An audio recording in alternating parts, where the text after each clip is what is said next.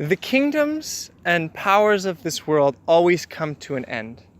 Think of all the great empires, all the great kingdoms of this world that have ever existed since the beginning of time. How many of them still exist today? How many of them have existed longer than 1,000 or 2,000 or 3,000 years? None of them last forever. And this is what Daniel 7 speaks about. It gives us another outline of history that God gave to us, to his people, to know what should shortly come to pass, to know what would happen in the future, that we would not be caught unawares, and that we could believe. Now in Daniel chapter 7, we find Daniel in vision, and he's there beside the sea. And as he's there beside the sea in vision, he's seeing these great winds moving the seas. And it says in Daniel 7 verse 3, "And I saw in vision, and 4 winds of heaven strove upon the great sea." Verse 3, "And 4 great beasts came up from the sea, diverse one from another." So we see here winds which represent strife, nations fighting against nations. And we find that this theme in different places in the Old Testament, speaking about what these winds represent of strife, of battles, of warfare. And we find in Revelation that the seas or the waters represent peoples and multitudes and nations and tongues and people. And that's in Revelation 17 verse 5. Also for these 4 beasts, we don't need to look very far. What does the beast represent in Bible prophecy? Well, in Daniel chapter 7, just a few verses later, it gives us the interpretation of what a beast is. In Daniel 7 verse 17, it says, "These great beasts, which are 4 kings which shall arise out of the earth." And then in verse 23 it says, "Thus he said, the 4th beast shall be the 4th kingdom upon the earth, which shall be diverse from all kingdoms, which shall devour the whole earth, and shall tread it down and break it in pieces." We're seeing that Daniel, he's there by the sea, he's there by the waters, and he sees these waves, these great swells from the wind crashing, and the waves crashing against each other. And out of this confusion, out of these warfare, this battle that's symbolized there by the raging seas, we see 4 beasts come up, one after another, representing 4 kingdoms that would come to pass in this earth. Imagine what Daniel's thinking when he's seeing this, the amazingness of this prophecy, of what he's seeing before his eyes. So now what he sees these 4 beasts. The first one is a lion, having wings as an eagle, and it comes up out of the water, and then it stands up, and its heart, a man's heart is given to it, and its wings are plucked off. Then the second beast that comes up is a bear, which raised up on one side, and it has 3 ribs in its mouth, and it's told to devour much flesh. Then the third beast is a leopard with 4 heads and 4 wings. And then finally comes up this great and dreadful and terrible beast. Daniel can't even describe it. It's so terrible. It's so ugly. It's so scary. He can't even describe it. And it has iron teeth, and it has 10 horns on its head. And then from these 10 horns, he sees one little horn push its way up out of the head of this beast and force out 3 of these horns. And this little horn is special because it has a mouth that speaks great things, and it has eyes. It's interesting. Can you imagine what Daniel's thinking when he's seeing this prophecy? What can this mean? What can this... He realizes then later that this is 4 kingdoms. But what can these 4 kingdoms represent? So we've just seen that these 4 beasts represent 4 kingdoms that would come upon the earth, one after another. Now we also, if we remember in Daniel chapter 2, we find also 4 kingdoms, one after another, represented by the statue in King Nebuchadnezzar's dream, with the head of gold, with the chest and arms of silver, with the belly and thighs of bronze, legs of iron, and the feet of iron and clay, representing, respectively, Babylon, Medo-Persia, Greece, Rome, and then with the feet of iron and clay representing divided Rome, the divided Roman Empire. Now, in Daniel 7, what we find is a repetition and an enlargement of the prophecy in Daniel chapter 2. We find more details. We find the same outline of history, but enlarged. There we find this first kingdom, this lion with wings representing the king of Babylon. And we're not just pulling this out of air.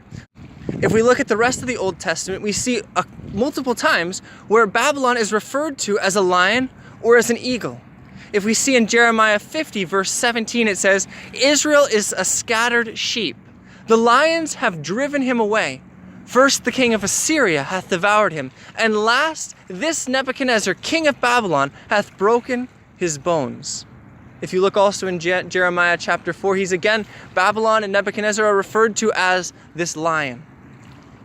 If we look also in Habakkuk chapter 1, verses 6 and 8, it says, For lo, I raise up the Chaldeans, which is another name for the Babylonians, that bitter and hasty nation, that shall march through the breadth of the land, to possess the dwelling places that are not theirs. And it says in verse 8, They shall fly as the eagle that hasteth to eat. Speaking also of Babylon. That Babylon was also represented as a lion. And we see this fitting picture in Daniel chapter 7 of this lion with eagle's wings. Eagle's wings also representing speed.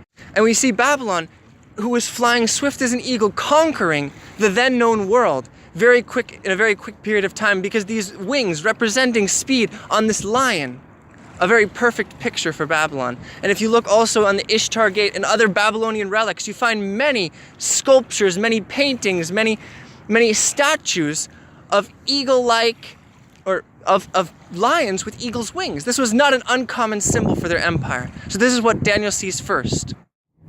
The kingdom of Babylon, which conquered the world in 605, eventually fell to the Medo-Persian Empire under Cyrus the Great in the year 538 BC, when Cyrus had besieged the city of Jerusalem and took it by diverting the Euphrates River.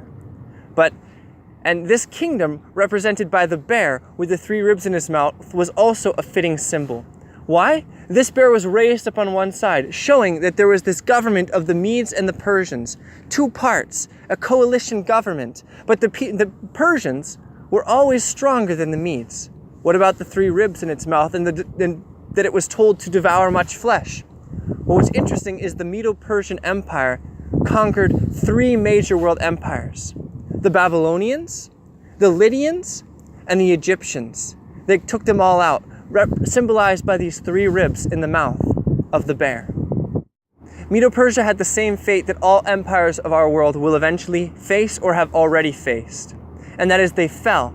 Medo-Persia fell to Alexander the Great and his Greek military in the year 331. When Alexander took the world by storm, he conquered the then known world in a short span of years.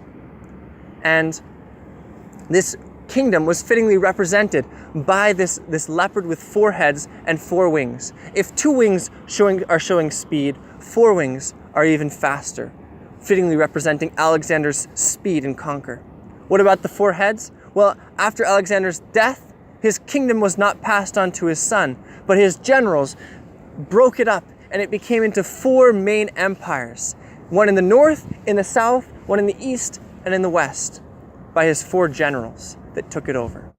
But the Greek Empire also did not last forever, as we know from history, and as we saw in Daniel 2, the belly and thighs of bronze gave way to the legs of iron. Rome conquered the Greek Empire, and it really officially fell in the year 168 BC.